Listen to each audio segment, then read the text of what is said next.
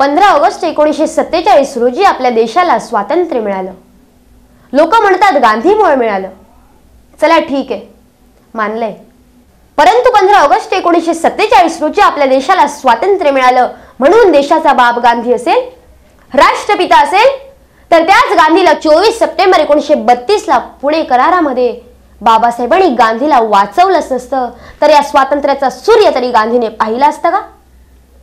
नाही. म्हणजे गांधी या देशाचा बाप असेल तर या गांधीला वाचवणारा नक्कीच बापाचा बाप असेल, नाही का? आम्ही कुठे नाही म्हणतो. यदि भीमराज ना होते तो ये आजादी ना होती. यदि भीमराज ना होते तो ये आजादी ना होती. अरे उनका कहना मान लेते तो ये बर्बादी ना होती. अरे चली आई आजादी दुल्हन बनकर मगर कैसे. चली आई आजादी दुल्हन बनकर मगर कैसे.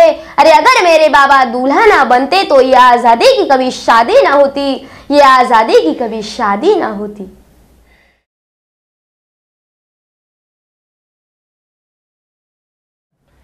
जय भीम दोस्तों, मेरा नाम सुमित यादव है और मेरे साथ मेरे दोस्त कैमरामैन विशाल जी कामले हैं. आज मैं आपसे एक महत्वपूर्ण विषय पर बात करना चाहता हूं. यह विषय एक्चुअली मीडिया थ्रू आना चाहिए था, लेकिन पता नहीं मीडिया क्यों चुप है.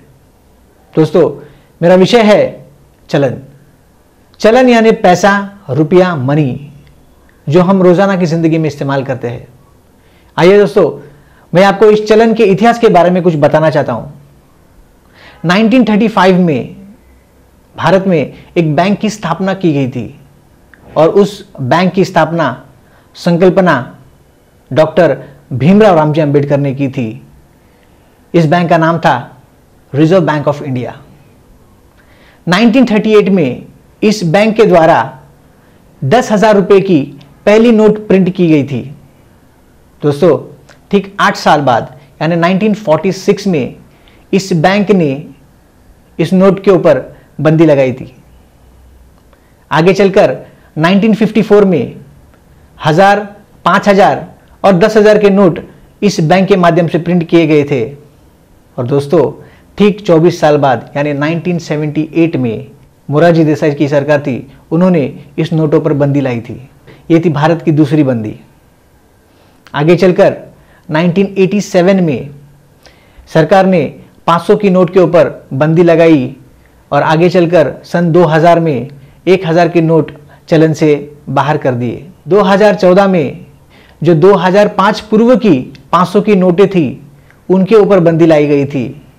और आज 8 नवंबर रात को 8:17 में मोदी जी ने अचानक ऐलान कर दिया कि आज से 500 और 1000 के नोट बंद.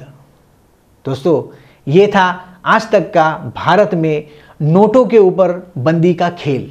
डॉक्टर बाबा साहेब अंबेडकर जी ने 80 साल पहले यह कहा था, अगर भ्रष्टाचार मुक्त भारत चाहिए तो हर 10 साल में भारत का चलन बदलना जरूरी है.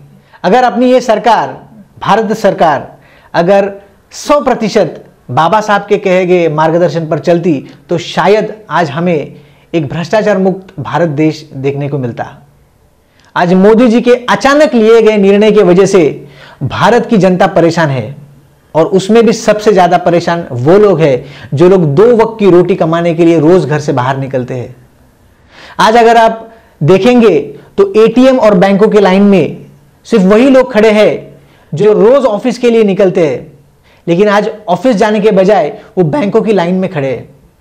ऐसा सुनने में आया है कि मोदी जी ने 6 महीना पहले किसी राष्ट्र में यह कहा था कि 500 और 1000 के नोट बंद होने वाले हैं और अचानक से एक दिन मोदी जी ने 8 नवंबर रात को 8:17 में यह कहा कि आज से 500 और 1000 के नोट बंद हो गए. मोदी जी के इस ऐलान के वजह से जिस राष्ट्र में उन्होंने ऐलान किया था उस राष्ट्र के बिजनेसमैनों ने अपना काला धन वाइट कर दिया. लेकिन इसमें पीसा कौन? इसमें पीसा आम आदमी, आम इंसान जो 2 वक्त की रोटी के लिए तरसता है.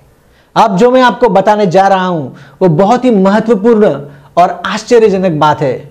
डॉक्टर बाबा साहब अंबेडकर ने जो लिखा था, उनके जो विचार थे, आज उसी विचारों पर, आज उसी पद चिन्हों पर भारत की सरकार चल रही है. मुझे बताने के लिए बहुत दुख होता है कि जो बाबा साहब अंबेडकर ने लिखा था उस लिखावट और उस विचार को तो हम अपना रहे हैं, लेकिन इसका श्रेय किसी और को दिया जा रहा है। अगर उदाहरण देना चाहूं तो हिंदू कोड बिल, आज हिंदू कोड बिल के माध्यम से डॉक्टर बाबा साहब अंबेडकर ने सारी महिलाओं को पुरुषों के समान हक दिया है। क्या आपको पता है कि आज भारत में जो पुनर्विवाह होते हैं, विधवा पुनर्विवाह, ये केवल और केवल डॉक्टर बाबा साहब के लिखे हुए हिंदू कोड बिल के शासन की वजह से। महिला जो प्रेगनेंसी लीव लेती है, प्रेगनेंसी लीव भी डॉक्टर बाबा साहब अंबेडकर की ही देन है। आज हम जो 12 घंटे काम करते थे, उस 12 घंटे को घटाकर 8 घंटे कर दिया, यह भी बाबा साहब की मेहरबानी है। आज पहले की बात करें तो पहले के जमाने में कैसा था कि लोग मालिक की मर्जी से काम करते थे। यानी अगर मालिक ने कहा कि सुबह 7 बजे से लेकर रात को 12 बजे तक काम करना है, तो उस व्यक्ति को मालिक के आदेश को भगवान का आदेश समझकर काम करना पड़ता था। इसका मतलब यह नहीं था कि वो आदमी अपने सपने, अपनी सोच सभी को बांधकर अपने मालिक के लिए काम करता था। इस सोच को तोड़ने वाले थे डॉक्टर भीमराव रामजी अंबेडकर। जब doctor Bhimrao Ramji Ambedkar labour minister थे, तब उन्होंने ऐसा नियम निकाला, उन्होंने ऐसा लॉ निकाला कि कोई भी इंसान 8 घंटे के ऊपर काम नहीं करेगा। अगर कोई 8 घंटे से ज्यादा काम करता है तो 8 घंटे के ऊपर 1 घंटा, 2 घंटा, 3 घंटा जितना भी काम करता है, उसका मूल्य उसके मालिक को देना जरूरी है। ये थे डॉक्टर बाबा साहब अंबेडकर, जिन्होंने बहुत सारी चीजें लोगों के लिए की। भारत देश में एम्प्लॉयमेंट एक्सचेंज का निर्माण करने वाले डॉक्टर बाबा साहब अंबेडकर थे। आज उन्हीं की वजह से बहुत सारे लोगों को सरकारी नौकरियां मिलती है। वो डॉक्टर बाबा साहब अंबेडकर ही थे जिन्होंने आगे की सोच रखकर 1955 में डॉक्टर बाबा साहब अंबेडकर ने एक बुक लिखी थी, थॉट्स ऑन लिंग्विस्टिक स्टेट्स। और इस बुक में उन्होंने स्पष्ट लिखा था कि मध्य प्रदेश और बिहार जैसे स्टेट को स्प्लिट किया जाए।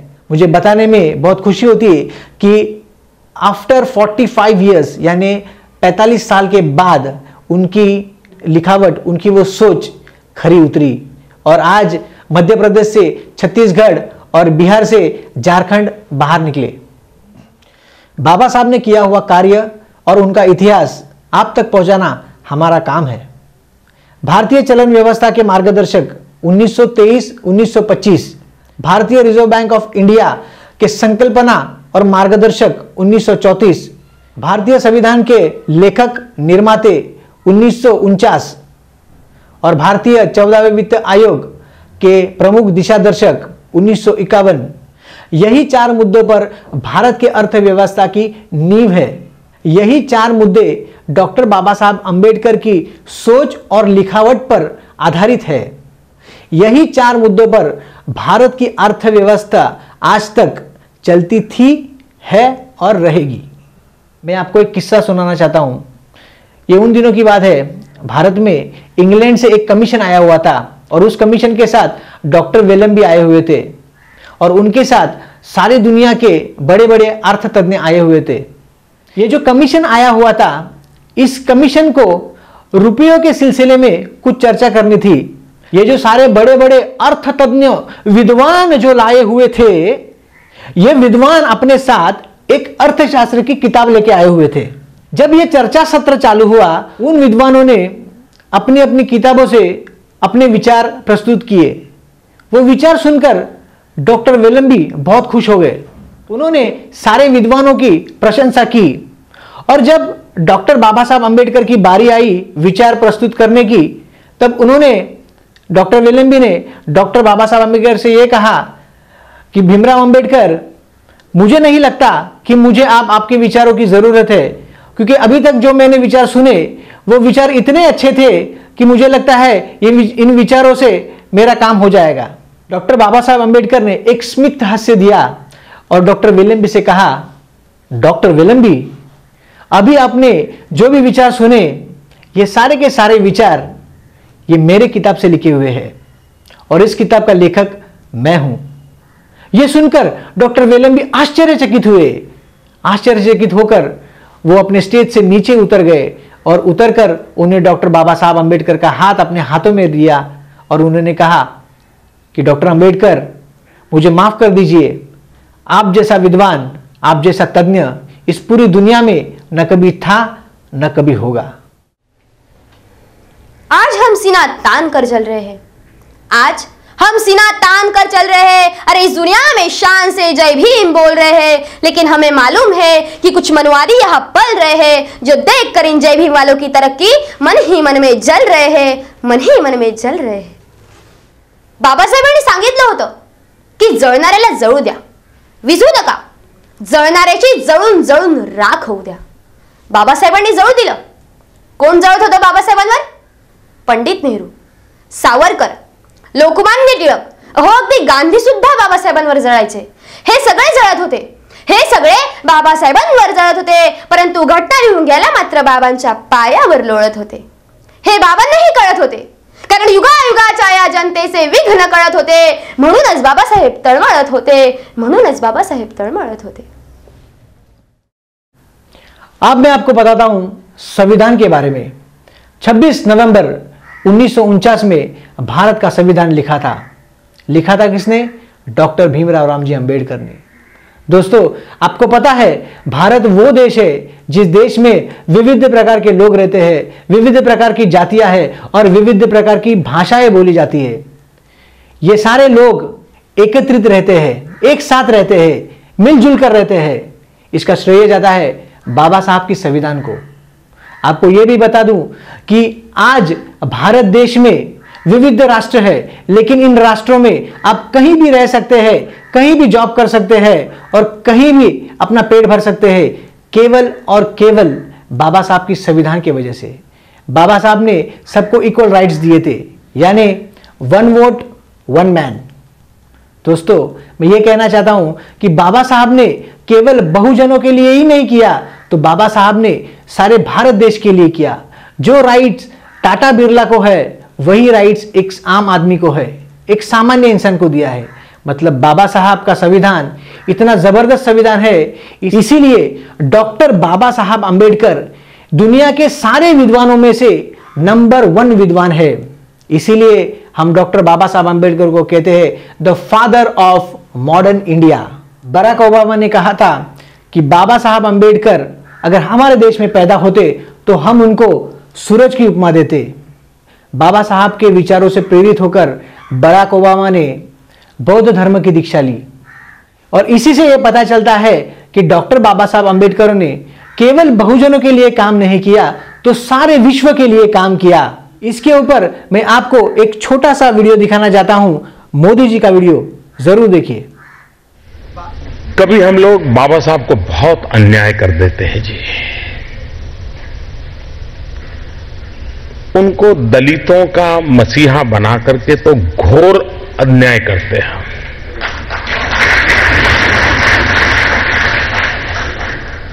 बाबा साहब को ऐसे सीमित न करें। वे अमानवीय हर घटना के खिलाफ आवाज उठाने वाले महापुरुष थे। हर पीड़ित, शोषित, कुचले, दबे, उनकी वो एक प्रखर आवाज थे। उनको भारत की सीमाओं में बांधना ठीक नहीं है, उनको विश्व मानव के रूप में हमने देखना चाहिए।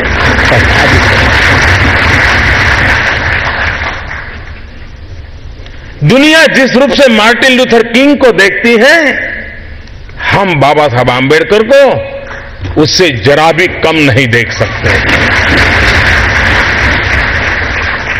अगर विश्व के दबे कुचले लोगों की आवाज मार्टिन लूथर किंग बन सकते हैं, तो आज विश्व के दबे कुचले लोगों की आवाज बाबा साहब आंबेडकर बन सकते हैं।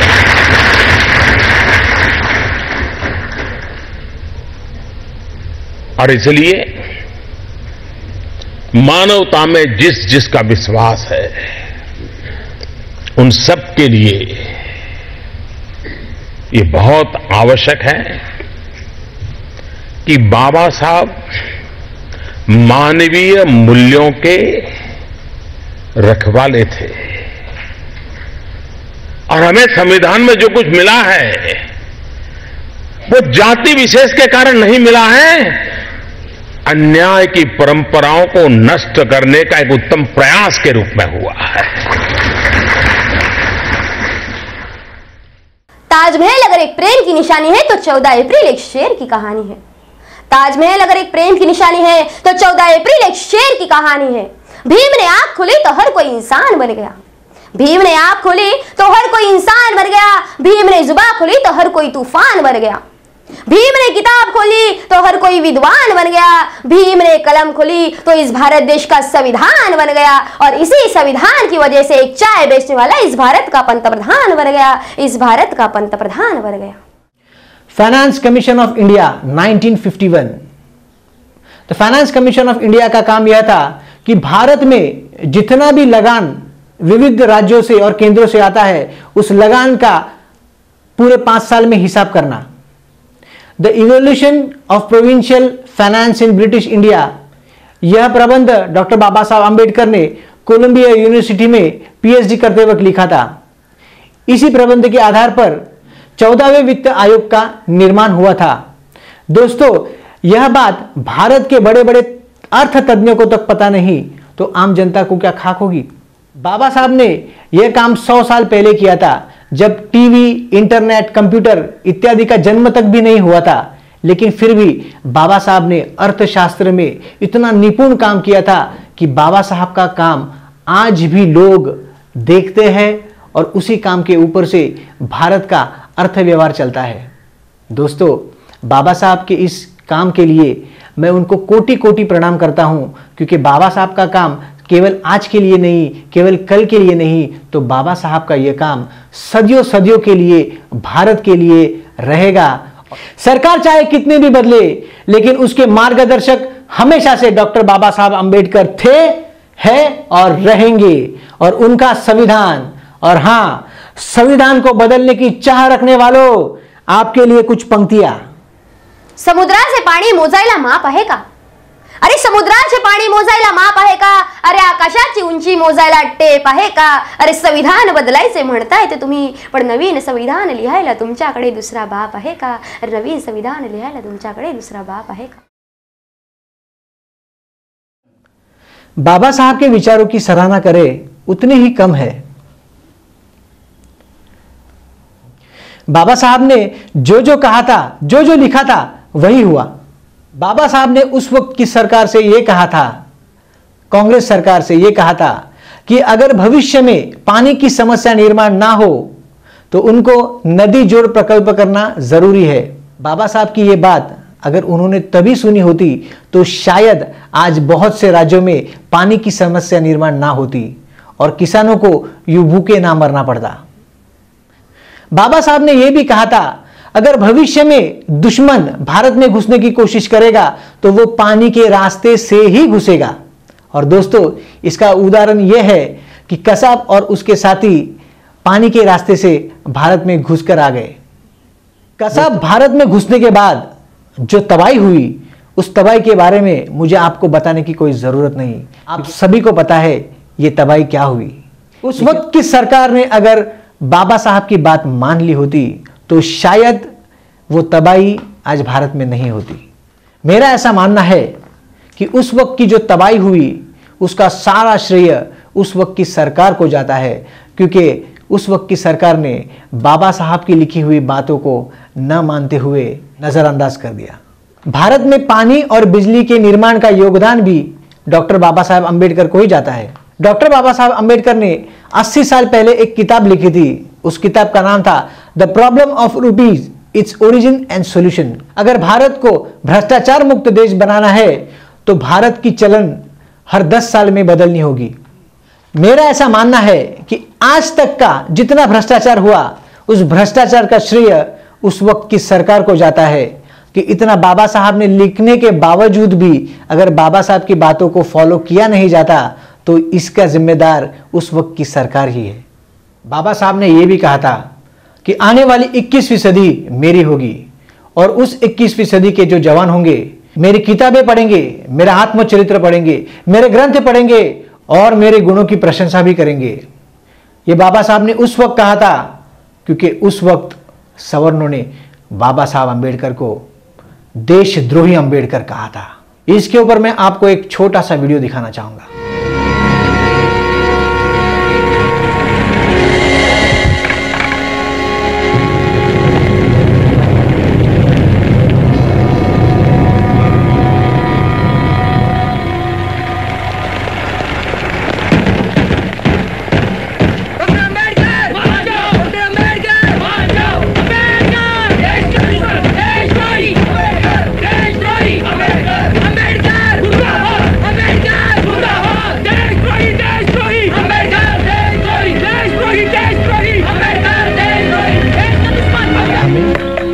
डॉक्टर अंबेडकर, एक बार फिर लोगों के मन में आप गुस्से की वजह बन गए। मैं क्या कहूं मिस एप्स्टाइन, ये मेरा दुर्भाग्य है। इसमें कोई अतिशयोक्ति नहीं कि आज इस देश के हिंदुओं के दिल में सबसे ज्यादा नफरत मेरे लिए है। मुझे देशद्रोही करार दिया गया, नाशक ठहराया गया, हिंदुत्व का, इस देश का सबसे बड़ा दुश्मन करार दिया गया। लेकिन जब ये धुआं हट जाएगा और जब इतिहासकार निष्पक्ष होकर मेरी जिंदगी का वापस लेखा जोखा करेंगे, तब उन्हें जाकर मेरी देशभक्ति का एहसास होगा। ऐसा अगर नहीं हुआ तो? नहीं हुआ तो मैं परवाह नहीं करता। मैं जानता हूं कि पीड़ित वर्गों का मेरे काम में असीम विश्वास है। ये पक्का है कि मैं उनके दिल में हमेशा बसा रहूंगा। मराठा मुक्ति मोर्चा के बारे में मैं आपको क्या बताऊं, आप खुद ही सुन लेना डॉक्टर बाबासाहेब आंबेडकर ने क्या कहा था। डॉक्टर बाबासाहेब आंबेडकर असं म्हणाले होते त्यांच्या एका भाषणामध्ये, जेव्हा महाराष्ट्रातील मराठा जागा होईल आणि त्याला स्वतःच्या अस्तित्वाचे भान येईल, तेव्हा तो या प्रस्थापित व्यवस्थेच्या विरोधामध्ये क्रांतिकारी आंदोलने उभे करील। आणि आज या महामोर्चाच्या रूपाने हे सिद्ध झालेले आपण आज सगळेजण पाहतो आहोत। डॉक्टर बाबासाहेब आंबेडकरांनी एकूण 510 जातींना आरक्षण दिलं। त्यावेळी मराठा समाजाला सुद्धा ते देत होते, तेव्हा त्यांनी ते नाकारलं। त्याच वेळी डॉक्टर बाबासाहेब आंबेडकरांनी हे लिहून ठेवलं होतं की ज्यावेळी मराठा समाजाला आरक्षणाची गरज लागेल तेव्हा मी या जगात नसेन।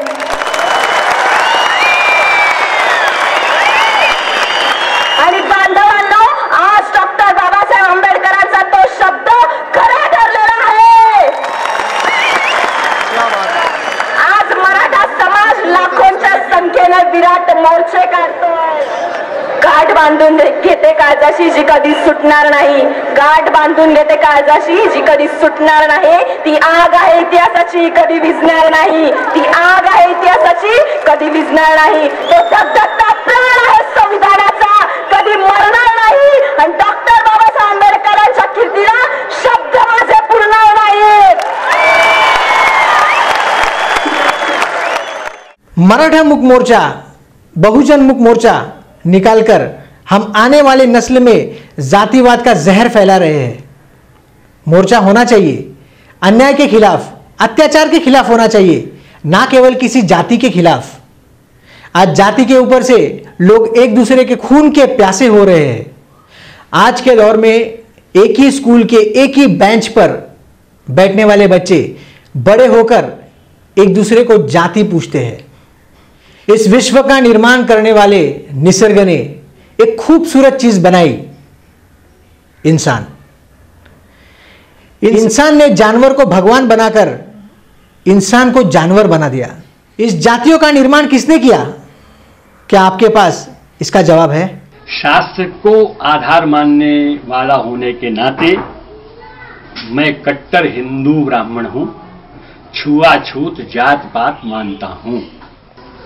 देखो, वो जो दिव्य पुरुष है, वेद विराट पुरुष है, उसके ब्राह्मणों से मुखमाशीत, उसके मुख से ब्राह्मण पैदा हुआ, ठीक है। बाहु राजन्या, बाहु से क्षत्रिय, ऊरु तदस्य जनवैश्या, पेट से यहाँ ये जो स्थान है ना, यहाँ से वैश्य पैदा हुआ। पदभ्याम शूद्रो अजायत, पैरों से शूद्र अजायत माने पैदा हुआ, ठीक है।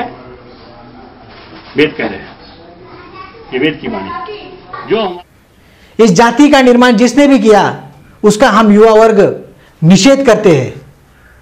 ऐसा माना जाता है कि भविष्य बताने वाले ज्योतिष होते हैं, मगर बाबा साहब ने जितनी बातें बताई शायद उसमें से एक भी बात किसी ज्योतिष ने आज तक नहीं बताई।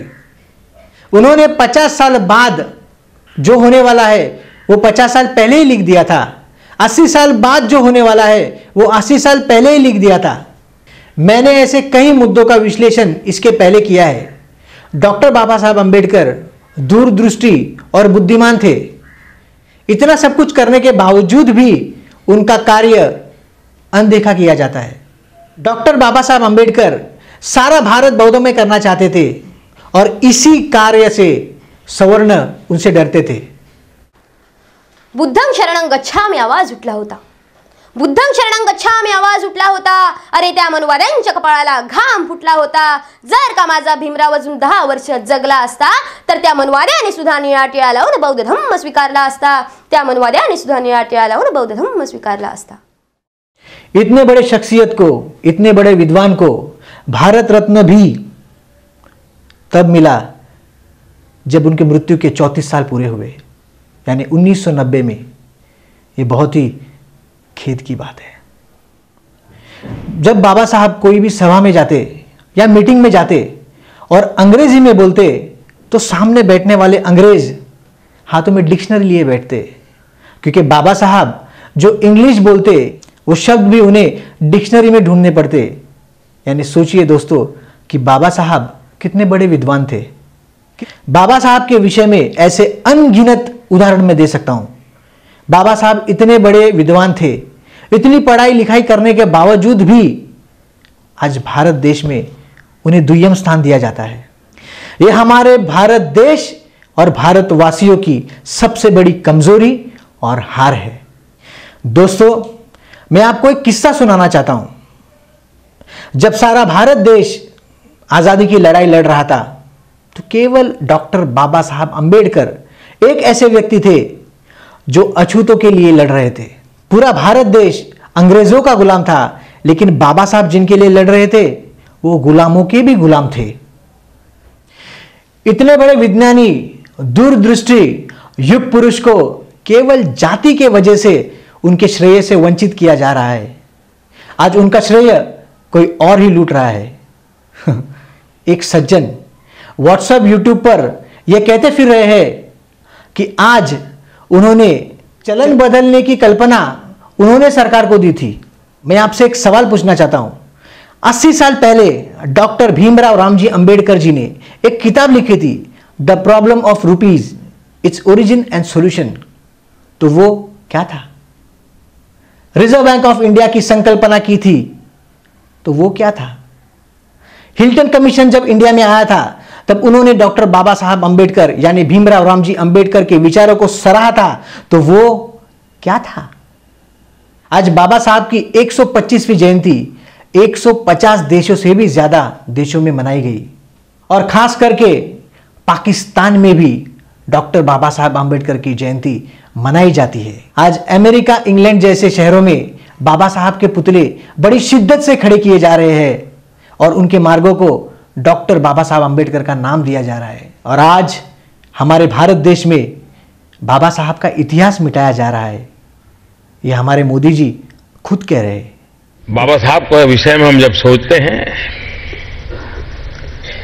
हम में से बहुत कम लोगों को मालूम होगा कि बाबा साहब को मंत्री परिषद से इस्तीफा देने की नौबत क्यों आई. या तो हमारे देश में इतिहास को दबोच दिया जाता है, या तो हमारे देश में इतिहास को डाइल्यूट किया जाता है या डाइवर्ट कर दिया जाता है. अपने अपने तरीके से होता है. हिंदू कोड बिल बाबा साहब की अध्यक्षता में इस काम चल रहा था और उस समय प्रारंभ में शासन के सभी मुखिया वगैरह सब इस बात में साथ दे रहे थे. लेकिन जब हिंदू कोड बिल पार्लियामेंट में आने की नौबत आई और महिलाओं को उसमें अधिकार देने का विषय जो था, संपत्ति में अधिकार, परिवार में अधिकार, महिलाओं को इक्वल राइट देने की व्यवस्था थी उसमें, क्योंकि बाबा साहब आंबेडकर किसी को भी वंचित, पीड़ित, शोषित देख ही नहीं सकते थे. और यह सिर्फ दलितों के लिए नहीं था, टाटा बिरला परिवार की महिलाओं के लिए भी था और दलित बेटी के लिए भी था. यह बाबा साहब का विजन देखिए. लेकिन उस समय की सरकार इस प्रोग्रेसिव बातों के सामने जब आवाज उठी तो टिक नहीं पाई. सरकार दब गई कि भारत में ऐसा कैसे हो सकता है.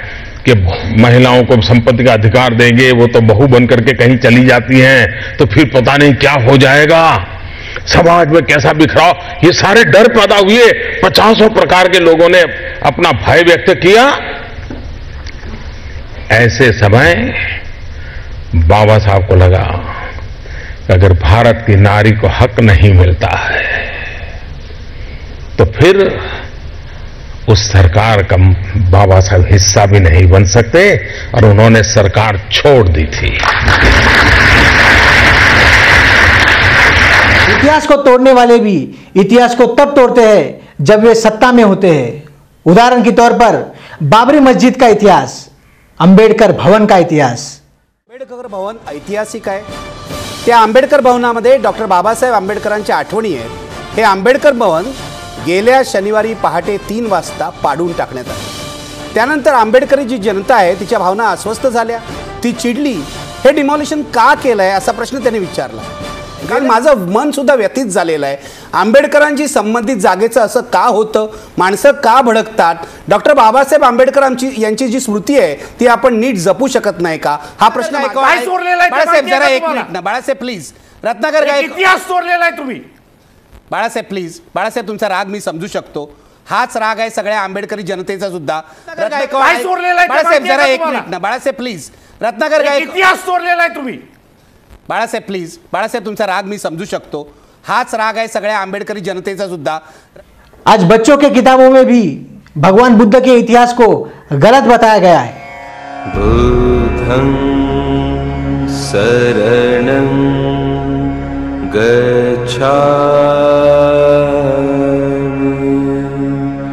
धम्मं शरणं गच्छामि, संघं शरणं गच्छामि।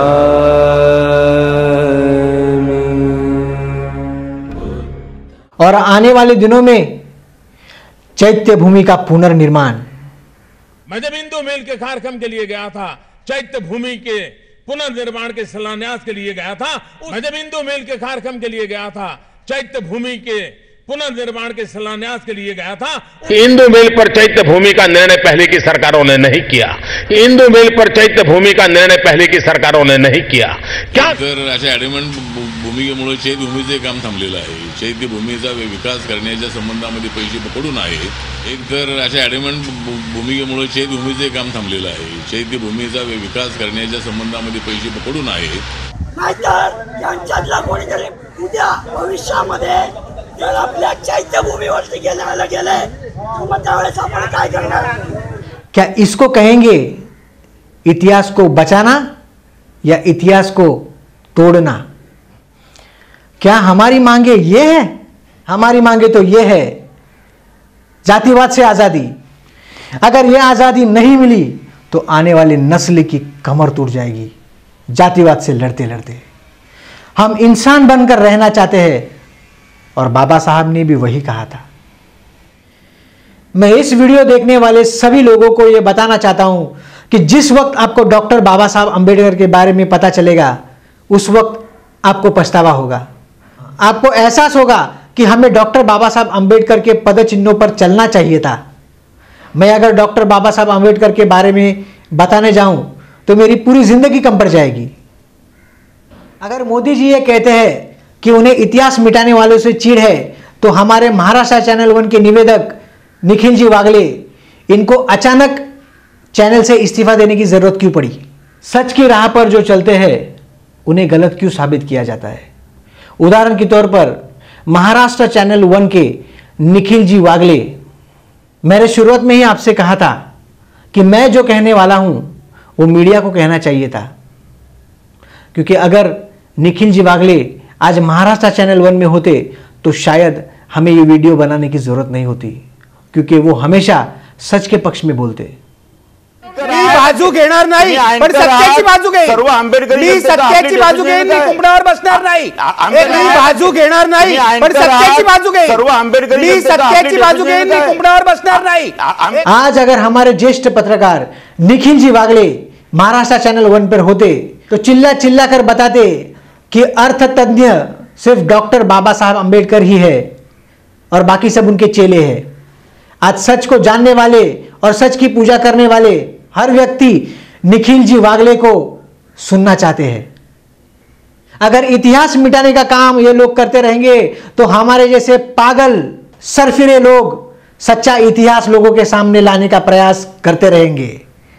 लेखणीची तलवार घेऊन रणांगणी ते लढले आहेत, लेखणीची तलवार घेऊन रणांगणी ते लढले आहेत। अरे या ज्ञानाच्या जीवावर जातीवाद्यांना ते नडले आहेत। अरे रडली ती विषमता आणि ते मनुवादी पण रडले आहेत, कारण आमचे एकटेच भीम त्यांच्या 17 पिढीला भारी पडले आहेत, त्यांच्या 17 पिढीला भारी पडले आहेत। हमारे आदरणीय मोदी जी का ये कहना है कि 14 अप्रैल 2018 में वो हमारे डॉक्टर बाबा साहब अंबेडकर की भव्य वास्तु का निर्माण करने वाले हैं।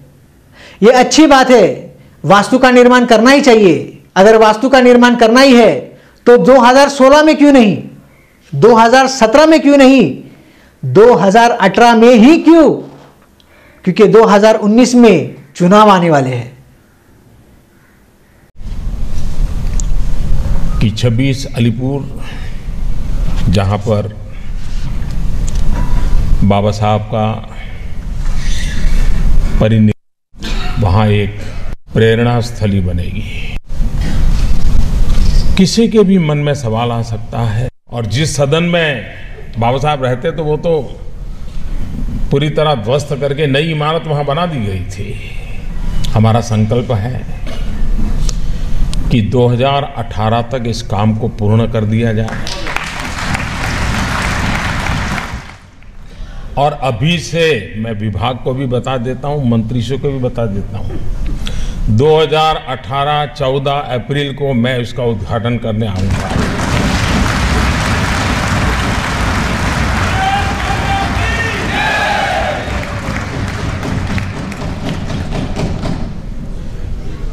डेट तय करके ही काम करना है। त्याचं कारण आपलं आता आपण ऐकलं की बहुजन समाजाला बरोबर घेतल्याशिवाय या देशातला कुठलाच कार्यक्रम यशस्वी होत नाही, चळवळ यशस्वी होत नाही। तो 2016 में अंबेडकर भवन गिराया गया, उसका क्या? बाबा साहब की कितनी सारी चीजें बिखरी हुई है, उनका क्या? न जाने बाबा साहब के लिखित कितनी किताबें बारिश में भीगकर बह गई, उनका क्या? न जाने कितने लोगों के आंसू वहां पर गिरे हैं, उनका क्या? न जाने कितने लोगों ने पुलिस की लाठियां खाई है, उनका क्या? बहुजन हिताय और बहुजन सुखाय अगर कोई कर सकता है तो वो सिर्फ और सिर्फ प्रकाश जी अंबेडकर और आनंद राज जी अंबेडकर कर सकते हैं, क्योंकि औरों के लिए तो हम सिर्फ एक बहुजन वर्ग है। आज ये सरकार बाबा साहब के बारे में बोलती है, पर शायद ये उनके राजनीति के जुमले होंगे जो वोट बटोरने के लिए है। मैं सरकार के लिए हुए कदम के खिलाफ नहीं हूं।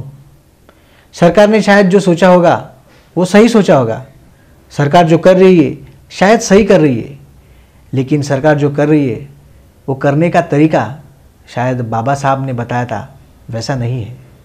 मैं आज आपसे एक सवाल पूछना चाहता हूं कि डॉक्टर बाबा साहब अंबेडकर को श्रेय न देने की वजह क्या हो सकती है? क्या जाति इतनी महत्वपूर्ण होती है? इतिहास को तोड़ा और मरोड़ा जा रहा है। एक जगह मिटाते जाएंगे, दूसरी जगह निर्माण करते जाएंगे। इसी को कहते हैं राजनीति।